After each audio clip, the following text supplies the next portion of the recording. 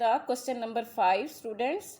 Find mean proportional of 4 and 9. अब देखें बेटा, मीन प्रोपोर्शन कौन सा होता है? हमारा सेकंड एंड थर्ड एलिमेंट होता है। अब इसमें हमें कौन सा एलिमेंट दिया गया है? ये जो 4 है ये फर्स्ट एलिमेंट है, और ये जो 9 है ये हमारे पास फोर्थ एलिमेंट है। यानी हमारे पास ना तो सेकंड एलिमेंट है ना ही थर्ड एलिमेंट है, इसलिए हम जो है उसको लेट करेंगे। ठीक है, जब हमारे पास है ही नहीं, जब मीन प्रोपोर्शन का हमें पता ही नहीं है, तो हम उसको लेट करेंगे। किस तरह? यहाँ देखें आप, let the mean proportional is equal to x according to given condition. मैंने आपको बताया था ना बेटा, 4 जो है हमारा फर्स्ट एलिमेंट है और 9 जो है हमारा फोर्थ एलिमेंट है।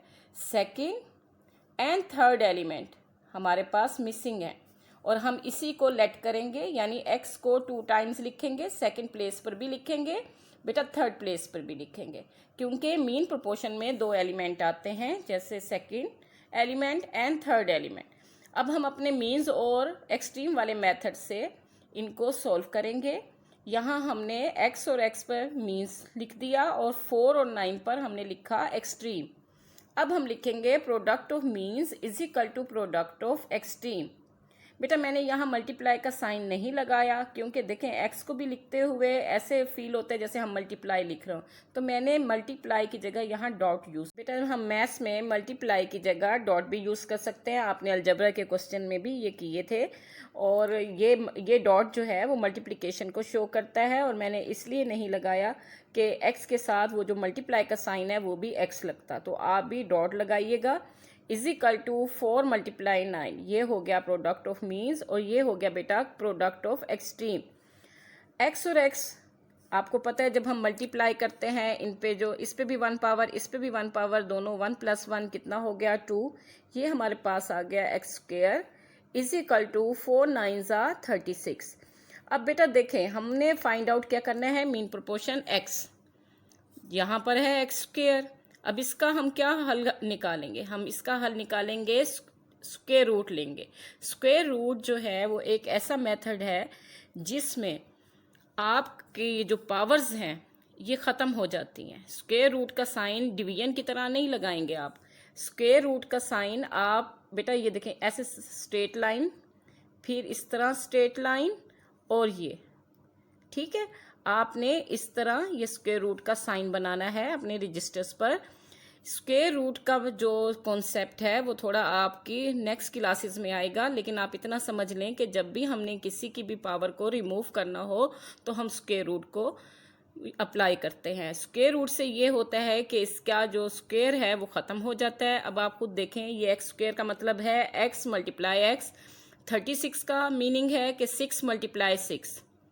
ठीक है, अब हम क्या करेंगे, ये x जो 2 दफ़ा आया है इसको 1 टाइम लिख देंगे। इसी तरह हम इस 6 को भी 1 टाइम लिख देंगे। क्यों? ये हमने क्यों लिखा? बेटा ये जो हम साइन लगाते हैं इसका होता, ये है रेडिकल साइन, और बेटा इसकी वैल्यू होती है 1/2। अब ये जो पावर है, ये जो 2 पावर है, ये इसके साथ कट होकर ओनली 1 रह जाती है। यानी जैसे ही स्क्वायर रूट का साइन हटता है इनकी ये पावर्स हट जाती हैं, यानी जो डबलिंग होती है, जो पावर्स होती हैं वो सिंगल होके इस साइन से बाहर निकलने के बाद बाहर आ जाती हैं। इसलिए हम लिखेंगे x इज इक्वल टू 6, यानी यहाँ देखें ये स्क्वायर रूट का साइन हटने से, यानी ये रेडिकल साइन कहलाता है। रेडिकल साइन की वैल्यू होती है 1/2। ये 1/2 जो है आपकी पावर के साथ कट हो गया। कट होने के बाद पावर ख़त्म हो गई, यानी स्क्वायर रूट का साइन भी ख़त्म हो गया, पावर भी ख़त्म हो गई, और हमारे पास सिंगल डिजिट्स में आंसर आ गया। और आंसर हमारा क्या है? x is equal to 6। So x क्या था? ये हमारा मीन प्रोपोर्शनल था, तो हम इसे एंड में लिखेंगे, so mean proportional is equal to 6। अब आ जाएं क्वेश्चन नंबर 6 पर। क्वेश्चन नंबर 6 है, if 150 shirts can be stitched on 6 saving machine in a day. यानी 150 शर्ट्स 6 सीविंग मशीन्स जो हैं वो एक दिन में सीती हैं। How many machines are required to stitch 225 shirts in a day. अब हमें कितनी मशीनों की ज़रूरत होगी जो कि 225 शर्ट्स को एक दिन में सिएं। यानी 150 शर्ट सी रहे हैं हम 6 मशीनों पर। अब जाहिर है शर्ट्स की तादाद बढ़ गई तो हमें ज़्यादा मशीन्स की ज़रूरत पड़ेगी, और जब ज़्यादा मशीन की ज़रूरत पड़ेगी तो ये क्वेश्चन पहले आपने ये भी सोचना है कि ये इन्वर्स का है या डायरेक्ट का है, क्योंकि दोनों को करने का मेथड थोड़ा चेंज है। तो बेटा जब 150 शर्ट से 6 मशीन सीती हैं तो 225 शर्ट्स को सीने के लिए ज़्यादा मशीन्स की ज़रूरत होगी। अब बेटा यहाँ आपने ये भी देखना है कि आपने लेट किसको करना है, क्योंकि एक एलिमेंट जो है वो लेट होगा। यहाँ हमें 4 एलिमेंट्स की ज़रूरत है, 4 एलिमेंट्स नहीं है, यहाँ हमें 3 एलिमेंट्स नज़र आ रहे हैं। ये देखें 150 शर्ट्स, 225 शर्ट्स, 6 सेविंग मशीन, यानी मशीन में का जो है एक एलिमेंट मिसिंग है। जो चीज़ मिसिंग है यानी 4 एलिमेंट होने चाहिए। अब 4 एलिमेंट में से अगर कोई चीज़ मिसिंग है तो आप उसको लेट करेंगे। अब लेट किसे किया जाएगा ये भी आपने सोचना है। शर्ट्स 2 हैं हमारे पास एलिमेंट, मशीन का एक एलिमेंट है, यानी हम जिसको लेट करेंगे वो होगा नंबर ऑफ मशीन्स। तो हम लिखेंगे let the number of machine is equal to x. अब हमारे पास जो दी हुई हैं हमारे पास नाम वो लिखेंगे शर्ट्स मशीन। बेटा 150 शर्ट्स के साथ 6 आएगा, क्यों? यहाँ पे लिखा हुआ है 150 shirts can be stitch on 6 saving machine, तो 150 के साथ 6 लगाएंगे, 225 के साथ 6 नहीं लगाएंगे, क्योंकि वो 150 जो है 150 के साथ 6 अटैच है। उसके बाद 225 लगाएंगे। अब हमें नहीं पता 225 शर्ट्स कितनी मशीन सिएंगी, तो हम वहाँ पे लगा देंगे अपना एक्स एलिमेंट। और हमेशा अपनी एरो की जो टेल है वो आप एक्स से ही अराइज करेंगे, हमेशा यहाँ पर आप अराइज करेंगे। और एरो जो है टेल नीचे हमेशा एक्स के साथ स्टार्ट होगी और बेटा एरो ऊपर की तरफ जाएगा। इसी तरह क्योंकि ये डायरेक्ट प्रोपोर्शन का है तो इसी तरह यहाँ भी आप टेल 225 पे रखेंगे और 150 पर लेके जाएंगे एरो को, और बाकायदा यहाँ मेंशन भी करेंगे कि ये डायरेक्ट प्रोपोर्शन का क्वेश्चन है। और बेटा पेपर में ये तमाम क्वेश्चंस 5 मार्क्स के या 10 मार्क्स के आते हैं और आपके पेपर में मौजूद होते हैं, अक्सर बेशतर लाजमन आते हैं। कभी फर्स्ट टर्म सेकंड टर्म में आ जाता है तो कभी फाइनल टर्म में आ जाता है। तो बेटा यहाँ देखें, अब हम क्या करेंगे, जो हमारा टेल वाला एलिमेंट है एक्स वो हमेशा ऊपर आएगा, जो एरो वाला एलिमेंट है वो नीचे लिखा जाएगा यानी डिनोमिनेटर में, एक्स न्यूमिनेटर में आएगा, और ये जो हमारा जो एरो वाला एलिमेंट है वो आ जाएगा डिनोमिनेटर में। इस बात का भी ध्यान रखिएगा। यहाँ पर आप देखें टेल वाला एलिमेंट हमेशा न्यूमिनेटर में आएगा और एरो वाला एलिमेंट हमेशा कहाँ पर आएगा, डिनोमिनेटर में आएगा। यानी जहाँ से आप एरो को अराइज कर रहे हैं वो ऊपर लिखा जाएगा और जहाँ पर वो एरो ख़त्म होगा वो एलिमेंट नीचे लिखा जाएगा। अब हमारे पास आ गया x/6 इज इक्वल टू 225/150। जैसे आप इक्वेशन में करते थे 9 चैप्टर में, आप क्या करते थे, x को अकेला करते थे, ठीक है ना।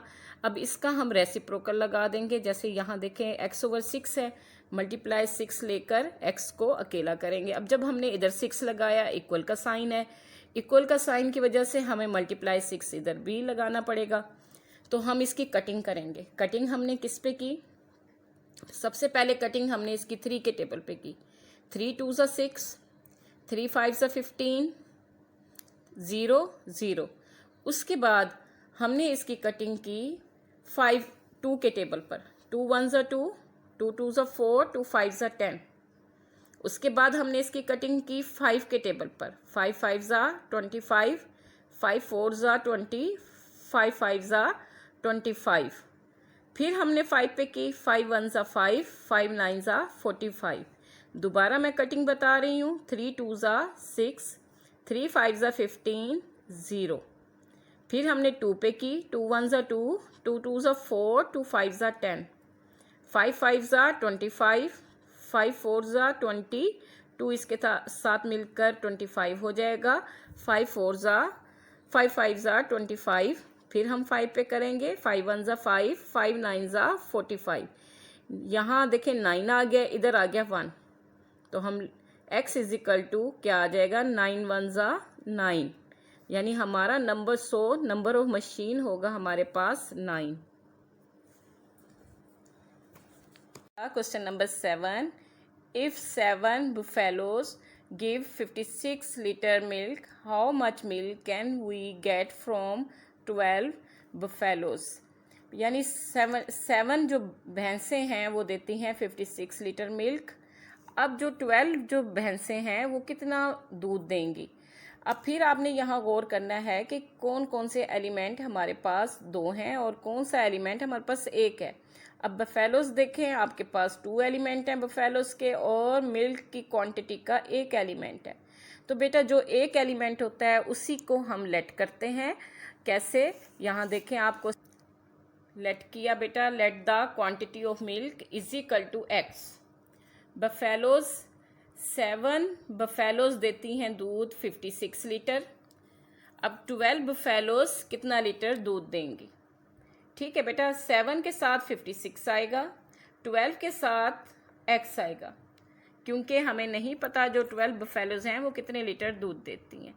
अब बेटा इसमें कम भैंसें हैं तो दूध जो देती हैं, उसके बाद जब 12 हो जाएंगी तो इसका मतलब है दूध ज़्यादा हो जाएगा। तो ये कौन सा क्वेश्चन है, ये डायरेक्ट प्रोपोर्शन का क्वेश्चन है और ये आप मेंशन भी करेंगे। अगेन वैसे ही आपने करना है, टेल से एक्स से टेल को अराइज करना है एरो की, इसी तरह 12 से भी आप अराइज करेंगे। यानी डायरेक्ट में दोनों जो एरोज हैं उनका रुख एक ही तरफ होना चाहिए। हमेशा आपका एरो एक्स से अराइज करना चाहिए और टेल आपकी ऊपर जाए। जो आपका एक्स वाला एलिमेंट है, यानी जहाँ से आपकी टेल शुरू होती है, वो पहले लिखा जाएगा। जहाँ पर एरो है उसको बाद में आप लिखेंगे, यानी न्यूमरेटर में वो एलिमेंट लिखेंगे जो टेल के करीब होगा। डिनोमिनेटर में आप वो एलिमेंट लिखेंगे जो एरो के करीब होगा। इन चीज़ों का भी आपने ध्यान रखना है। जैसे यहाँ हम लिखेंगे x/56 is equal to 12/7। x/56 is equal to 12/7। अब 56 जो है यहाँ पर हमारे पास एक्स्ट्रा है तो हम इसका क्या करेंगे, इसका इन्वर्स प्रोपोर्शन करेंगे, मल्टीप्लाई 56 लगाएंगे, इक्वल का साइन है तो इस साइड पे भी 56 आएगा। तो अब हम इनकी कटिंग कर लेते हैं। 7 1 ज़ा 7, 7 8 ज़ा 56। बहुत इजी कटिंग है। 7 1 ज़ा 7, 7 8 ज़ा 56। यहाँ हमारे पास 12 था, यहाँ हमारे पास 8 है। 12 8 ज़ा क्या होता है 96। अब ये 96 क्या है, ये है हमारे पास क्वांटिटी ऑफ मिल्क। हमारे पास क्वांटिटी ऑफ मिल्क है 96 लीटर। अब देखते हैं क्वेश्चन नंबर 8। क्वेश्चन नंबर 8 है, a farmer has 8 days food for 33 cows. एक किसान के पास अपनी 33 काउस के लिए 8 दिन की खुराक है। ही बोट 11 मोर काउस। अब वो 11 गायें और ख़रीदता है। For how many days will the food be enough. अब उसके पास मज़ीद आ गई 11 काउस। ठीक है ना। अब ये 11 जो काउस हैं इस 33 में प्लस हो जाएंगी। इन दोनों को हम प्लस करेंगे, जो हमारे पास आ जाएंगी 44 काउस। यानी पहला एलिमेंट हमारे पास 33 होगा तो दूसरा एलिमेंट क्या होगा, 11 नहीं होगा, ये 11 प्लस होगा 33 में और दूसरा एलिमेंट होगा काउस का हमारे पास 44। यानी 11 मोर काउस जब आ गई तो वो काउस की तादाद कितनी हो गई 44। अब इसको कैसे सॉल्व करेंगे, अब हम देखते हैं यहाँ पर। अब आपने बेटा क्वेश्चन में खुद ही देखा है कि पहले हमारे पास थी 33 काउस, 11 मोर काउस आने के बाद उन काउस की तादाद हो गई 44। डेज़ हमारे पास जो थे वो पहले 8 डेज़ हैं और जो 44 काउस हैं उनके लिए जो डेज़ हैं वो हमने फाइंड आउट करने हैं। इसलिए जो चीज़ फाइंड आउट करनी हो उसको सबसे पहले हम लिखेंगे let the number of days. बेटा इस जगह का भी आपका 1 मार्क्स होता है लेट लिखने का। जो बच्चा नहीं लिखता, 1 नंबर यहाँ का होता है। नंबर ऑफ डेज़ जैसे हमने 100 लिखे, यहाँ का भी 1 नंबर होता है। ये वाला जो पोर्शन है इसका 1 मार्क्स और ये वाला जो पोर्शन होते हैं इसके 2 मार्क्स। इसी तरह इसके 2 या 3 मार्क्स बनते हैं, ये जो कटिंग वगैरह इस पोर्शन के। इस तरह मार्क्स की डिवीजन होती है और ये 10 मार्क्स में भी आ जाता है और अक्सर ये 5 मार्क्स में भी आ जाता है, पेपर में आता ज़रूर है। तो हम लिखेंगे let the number of day is equal to x, number of cow is equal to 33। यानी हमारी फर्स्ट काउस का जो एलिमेंट है वो 33 है। अब उसमें 11 मोर काउस आ गई तो आपने 33 प्लस 11 करके 44 काउस कर देना है, यानी हमारे 11 प्लस होने से वो काउस की तादाद कितनी हो गई 44। काउस के दो एलिमेंट हैं, काउस लिखेंगे, डेज लिखेंगे, 33 काउस और उसके बाद 44। अब देखें जो खुराक थी वो 33 काउस के लिए 8 दिन के लिए पूरी थी। अब उसमें 11 मज़ीद आके वो 44 काउस हो गई। अब वो खुराक जो है देखें वो 8 दिन में तो नहीं पूरी होगी, ज़्यादा खाएंगी तो कम दिन में वो खाई जाएगी, इसलिए बेटा यहाँ कम हो जाएंगे दिन। जब एक चीज़ बढ़ गई और एक चीज़ कम हो गई तो क्या हो गया, इन्वर्स प्रोपोर्शन हो गया। इन्वर्स प्रोपोर्शन में हम क्या करते हैं, सब मैंने आपको कहा था ना बेटा, एक्स से यहाँ से एरो को अराइज करेंगे, लेकिन जब इन्वर्स होता है तो हम एरो का रुख चेंज कर देते हैं। एरो का रुख चेंज करेंगे, किस तरह लिखेंगे, x/8, वैसे ही टेल वाला ऊपर और एरो वाला नीचे। 33 पहले लिखा जाएगा, 44 बाद में। फिर अगेन हमने इसका इन्वर्स एलिमेंट लगाया 8 मल्टीप्लाई 8, इधर भी लिखेंगे इधर भी लिखेंगे। सबसे पहले कटिंग मैंने की है 11 पर, 11 3 ज़ा 33, 11 4 ज़ा 44, यहाँ पर 4 आ गया, 4 1 ज़ा 4, 4 2 ज़ा 8, 11 3 ज़ा 33, 11 4 ज़ा 44, 4 1 ज़ा 4, 4 2 ज़ा 8, बेटा यहाँ 3 है यहाँ 2 है, 3 2 ज़ा 6, x is equal to 6, so the number of day is equal to 6 days. Then look at the question number 9. If 40 workers do a work in 35 days, in how many days will the same work be done by increasing 10 more worker? इसमें question number 9 में बेटा बताया गया है कि अगर 40 workers काम को 35 डेज में करते हैं तो आपने ये बताना है कि कितने दिनों में जब 10 मोर वर्कर्स आ जाएं, इंक्रीज़ हो जाएं, यानी मोर वर्कर्स आ जाएं तो वो काम करेंगे। यानी 40 प्लस 10 आप करेंगे तो क्या हो जाएगा 50 वर्कर, यानी पहला एलिमेंट हमारा 40 वर्कर होगा और सेकंड एलिमेंट होगा 50 वर्कर। और डेज़ क्या हैं 35। अब डेज़ की जो है वो हमें सिर्फ 1 है हमारे पास है क्वांटिटी, तो आपने क्या करना है, तो जो चीज़ 1 होगी उसको आपने लेट करना होगा। यानी इस क्वेश्चन में हम क्या करेंगे, लेट द डेज, और 40 वर्कर्स में 10 फिर प्लस करेंगे। नेक्स्ट हमारा एलिमेंट होगा 50, यानी वर्कर्स 40 और 50 और डेज क्या है 35, और नेक्स्ट डे जो है वो हम लेट करेंगे x। और किस तरह इस क्वेश्चन को सॉल्व करेंगे बेटा, ये देखिए मैंने आपको बताया था ना, हम डेज़ को लेट करेंगे, यानी जो चीज़ हमारे पास अननोन होती है उसी को हम लेट करते हैं। और जब भी लेट किया करें हमेशा x ही लेट किया करें।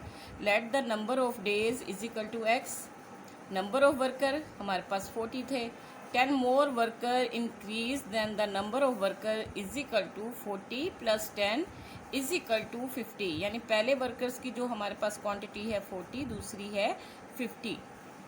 अब जब 40 वर्कर्स थे 35 डेज में काम होता था, अब जब वो 50 हो गए तो यकीनन जो है वो दिन कम हो जाएंगे, इसलिए ये क्वेश्चन इन्वर्स प्रोपोर्शन का है। इन्वर्स प्रोपोर्शन में आप यहाँ x से अराइज करेंगे एरो, टेल x के साथ, और जो इसका एरो है वो ऊपर 35 के साथ होगा, लेकिन दूसरी साइड पे आप एरो का रुख चेंज कर देंगे, यानी आप टेल जो है ऊपर वाले क्वांटिटी के साथ और जो एरो है वो नीचे वाली क्वांटिटी के साथ। इसी तरह हमेशा आपने x से ही अराइज करना है, लेकिन दूसरी तरफ एरो का रुख आप चेंज करेंगे इन्वर्स में। ठीक है बेटा, अब हमारे पास आ गया x/35। क्यों, जो हमारे पास टेल वाला एलिमेंट होता है वो ऊपर आता है, वो न्यूमरेटर बनता है, और जो हमारे पास एरो के साथ जो एलिमेंट होता है वो नीचे डिनोमिनेटर में आता है। इसी तरह हम 40 पहले लिखेंगे, 50 को डिनोमिनेटर में लिखेंगे। ठीक है, अब हमारा आ गया x/35। x को हमने बिल्कुल अकेला करना है ताकि इसकी वैल्यू फाइंड आउट करें, तो हम यहाँ पर इन्वर्स प्रोपोर्शन 35 का करेंगे मल्टीप्लाई 35, तो इधर भी 35 करेंगे। अब इसकी कटिंग की 35 से कैंसिल, यहाँ पर आप देखें 0 से कैंसिल, 5 1 ज़ा 5, 5 7 ज़ा 35, यहाँ बेटा 4 है और यहाँ पे बचा आपके पास रिमेनिंग है 7, 4 7 ज़ा 28, 4 7s are 28. So the number of days is equal to 28 days. अब देखें question number at the question number 10. Rahim paid his servant for 750 for 1 week and 3 days. कि रहीम ने अपने नौकर को काम करने के एवज यानी काम करवा के कितने दिन काम करवाया 1 week and 3 days. अब बेटा 1 week में कितने दिन होते हैं 7 days और 3 days 7 days और 3 days को आपने प्लस करना है और उसने इन 10 दिनों की उसे कितनी पेमेंट की 750. What amount will he pay him for a month of 30 days? अब बेटा ये 10 days बनते हैं, ये 30 days बनते हैं. अमाउंट हमारे पास ₹750 है. अब हमारे पास अमाउंट का जो है एक ही क्वांटिटी है तो हमने क्या लेट करना है ये भी पहले आपने सोचना है. हम करेंगे let the amount is equal to x. उसके बाद हमने डेज की जो है ये 10 days और नेक्स्ट हमारे पास क्या आ जाएंगे 30 days. 10 day कैसे हुए यहाँ देखिए 1 वीक में कितने दिन होते हैं 7 days और एंड 3 days यानी 7 days और 3 days को प्लस करेंगे जो कि हमारे पास आ जाएंगे. देख रहे हैं अमाउंट का हमारे पास एक ही क्वांटिटी है तो हमने लेट क्या करना है let the amount is equal to x. उसके बाद आप डेज देखें 1 वीक और 3 days हैं. बेटा वीक और डेज सेम नहीं हो सकते. वीक को पहले चेंज करेंगे डेज में. 1 वीक में कितने दिन होते हैं 7 days और यहाँ पर भी 3 days हैं. 7 + 3 इज इक्वल टू 10 days. अब हमारा जो अमाउंट उसे पे की गई है वो 10 days के लिए की गई है. बेटा इस बात का ज़रूर ध्यान रखिएगा कि जो भी लाइन जो हमारी स्टेटमेंट में लाइन होती है जो उसके 2 एलिमेंट इकट्ठे एक जगह लिखे होते हैं वो यहाँ भी इकट्ठे ही आएंगे यानी 750 के साथ 30 नहीं आएगा. तो हमारा ये डेज जो 30 days हैं वो एक्स के साथ आएंगे. अब बेटा ये है डायरेक्ट प्रोपोर्शन का क्वेश्चन. डायरेक्ट प्रोपोर्शन के क्वेश्चन में बेटा सबसे पहले तो आपने इस चीज़ का ध्यान रखना है कि आपने हमेशा एरो जो है वो एक्स से अराइज करना है. यहाँ इसकी एक्स पर टेल होनी चाहिए और हमारे ऊपर जो एलिमेंट है उस पर इसका एरो होना चाहिए. इसी तरह यहाँ भी आप देखें क्योंकि डायरेक्ट प्रोपोर्शन है यहाँ भी टेल 30 पर और 10 पर इसका एरो होना चाहिए. और आप इस चीज़ का भी ध्यान रखिएगा बेटा जहाँ टेल होती है वो एलिमेंट जो है वो क्वांटिटी जो है हमारी न्यूमरेटर में आती है. जहाँ एरो होता है वो क्वांटिटी हमारी डिनोमिनेटर में आती है. इसी तरह आप देखें यहाँ पर टेल है तो ये हमारी क्वांटिटी न्यूमरेटर में आई और यहाँ एरो है ये क्वांटिटी हमारी डिनोमिनेटर में आई. ये बेटा बार बार आपको ये बात बताई जा रही है. इसी पे आप अगर ध्यान करेंगे ये क्वेश्चन बहुत इजीली हो जाते हैं. अब हमारे पास x ओवर 750 आ गया. इधर 30 ओवर 10 आ गया. आपको ये पता है कि हमने x की वैल्यू फाइंड आउट करनी है और जब x की वैल्यू फाइंड आउट करनी है तो ये ओवर जो 750 है इसको कट करने के लिए हम इसका इन्वर्स प्रोपोर्शन करेंगे यानी मल्टीप्लाई कर देंगे 750 से. इक्वल का साइन दरमियान में है इसलिए 750 इधर भी हम पुट करेंगे. अब क्या हुआ 750 से कैंसिल 0 से कैंसिल 3 0 0 3 5 ज़ा 15 3 7 ज़ा 21 और 1 22. दोबारा मैं बता रही हूँ ये 0 से कैंसिल 3 0 0 3 5 ज़ा 15 1 इधर कैरी कर दिया 3 7 ज़ा 21 और 1 22. तो बेटा x हमने क्या लेट की थी हमने अमाउंट लेट की थी इसलिए हम लिखेंगे so the amount is equal to ₹2250. ठीक है बच्चों.